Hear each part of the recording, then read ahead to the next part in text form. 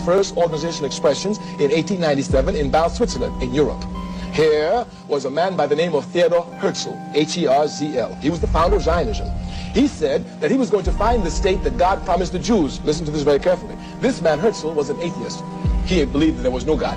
He said God did not exist. Now, how is it the man who believes that God does not exist is going to find a state that God promised to his chosen people? I'll tell you, this man is Satan in disguise. Zionism is a satanic movement. It is devil.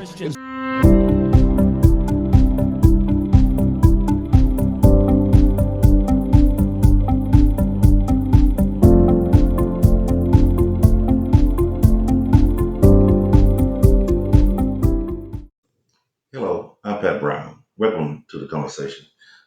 Today we're going to talk about why the Bible calls these guys the Synagogue of Satan. Why the Bible calls these guys in the book of Revelation the Synagogue of Satan in chapter 2 and 3. And it is very apparent that if you had people that believe what these people believe and taught what these people taught, it is very clear that they are what the book says they are. Now, there's two choices. Either these guys are the Synagogue of Satan or these guys. And one group believes in the risen Savior Christ, the Messiah, and the other group doesn't. One group has a very disparaging things to say about the risen Savior, the Messiah, and his mother, Mary, and Christians, believers in the risen God, the risen Savior.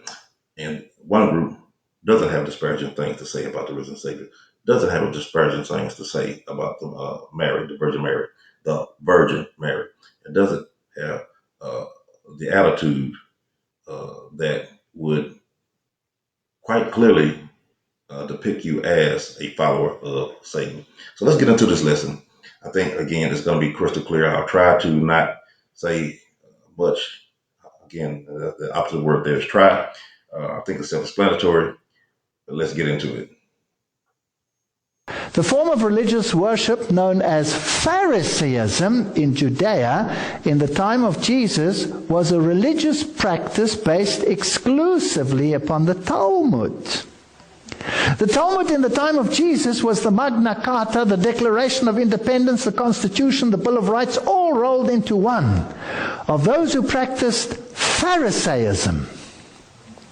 The Talmud today occupies the same relative position with respect to those who profess Judaism. So the rituals and rites that many of them observed were based on the Talmud and not on the Torah. Okay, I want to make sure you get that. What they follow is based on the Talmud, not the Torah. What they follow is based on man-made doctrine, not the doctrine of God. What they follow has to do with what some rabbis came up with and not what God himself came up with.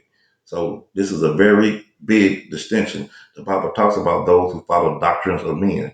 Also in Matthew, it talks about many people are going to say, Lord, Lord. And he's going to say, depart from me, ye that work iniquity. I never knew you. You never was part of my people. You never was part of my followers. So this is something we got to keep in mind when we look at who is who here.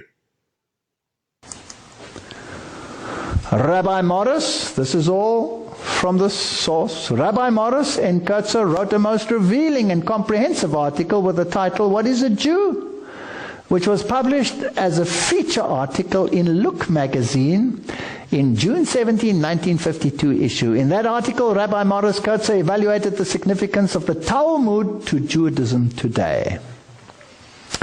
In that illuminating treatise and that important subject, by the most qualified authority at the time, Rabbi Morris N. Kurtzer stated, the Talmud consists of 63 books of legal, ethical, and historical writings of the ancient rabbis.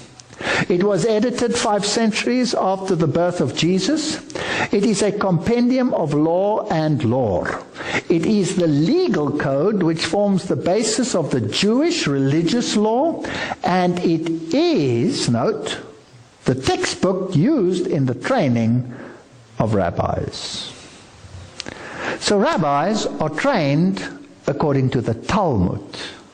And the Talmud has very little in common with the Bible. Then he states, from the birth of Jesus until this day, there have never been recorded more vicious and vile, libelous blasphemies of Jesus or Christians and the Christian faith by anyone, anywhere, or any time than you will find between the covers of the infamous 63 books, which are the legal code which forms the basis of the Jewish religious law, as well as the textbook used in the training of rabbis. I don't want to go into it.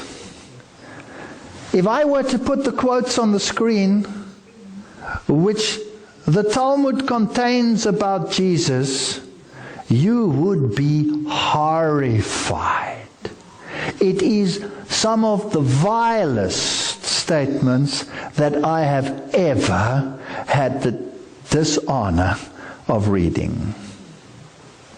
Okay, so to be clear, what he just said is the Talmud, not the Torah, not the Old Testament, Genesis, Exodus, Leviticus, Numbers, Deuteronomy, is the standard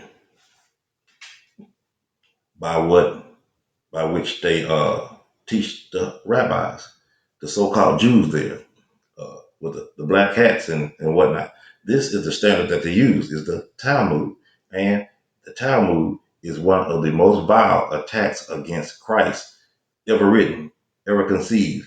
And most Christians who support these people over there that are in quote unquote Israel have no idea what they believe about their Savior, Jesus Christ, have no idea what they believe about them as Christians, which they think that you are non-human, have no idea what they say about the Virgin Mary, which they call her a whore.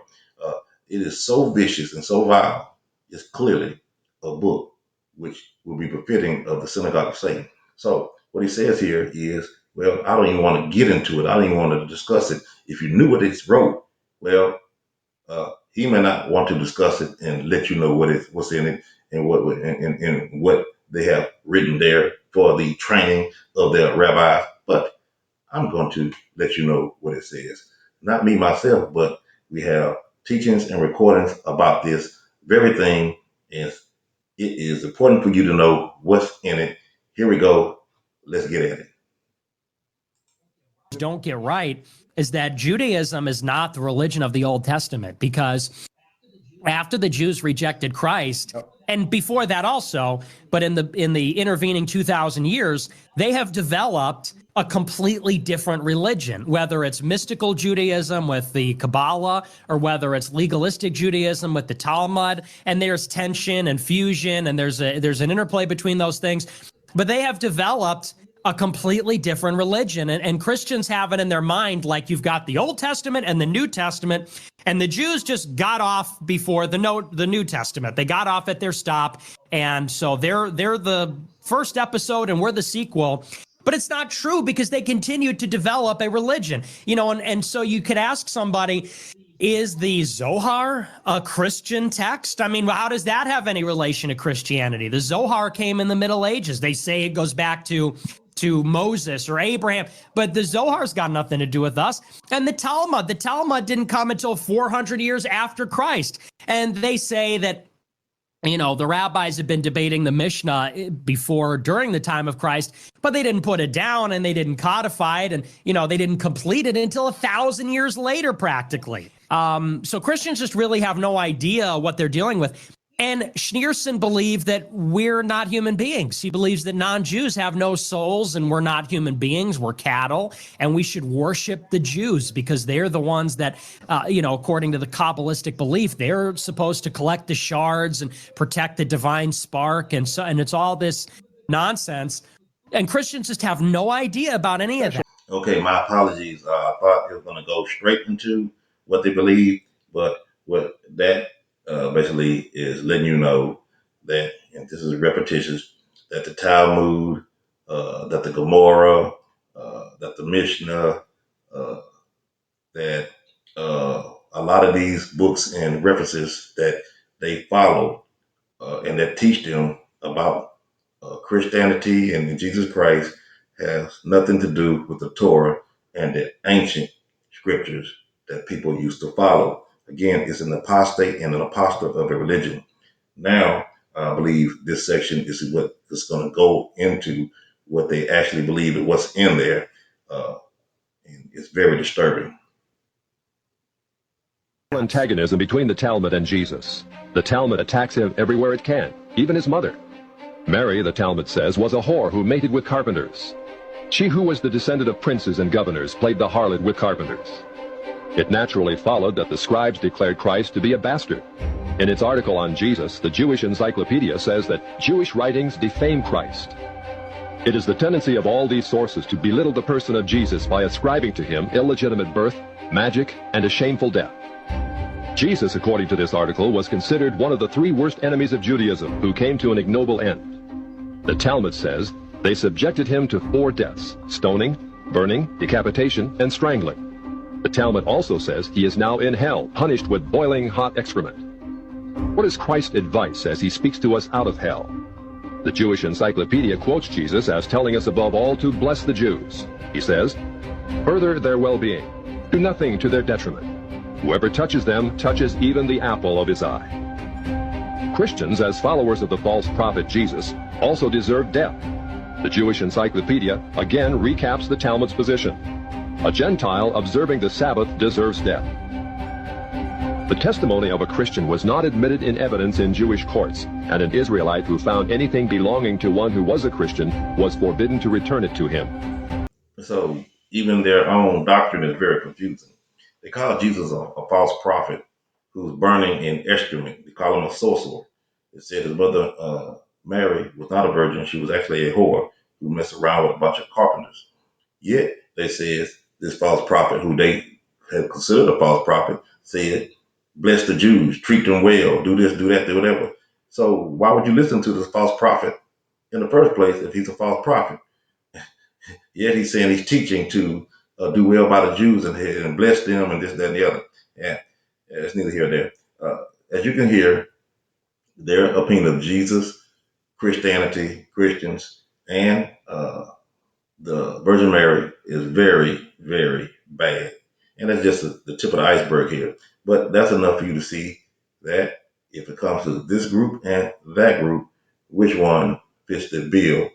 In the Bible, in the scriptures itself, it says that they are the synagogue of Satan, right? Well, it's antichrist. It's antichrist. Which group is antichrist against Christ? One says he's boiling the excrement in hell, and the other one says he is the Lord and Savior, a great and good God. I don't know. It should be obvious to you. But anyway, that is some of the things. Now, remember, those who believe in the Zionism is trying to support these people who thinks that way about you and the Messiah. Think about that.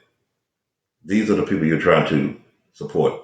These are the people that you're trying to fight with. These are the people that America calls themselves allies with. Now, this question. Do you think God is pleased? Can we, as believers in the Most High, the risen God, side with people that hate him?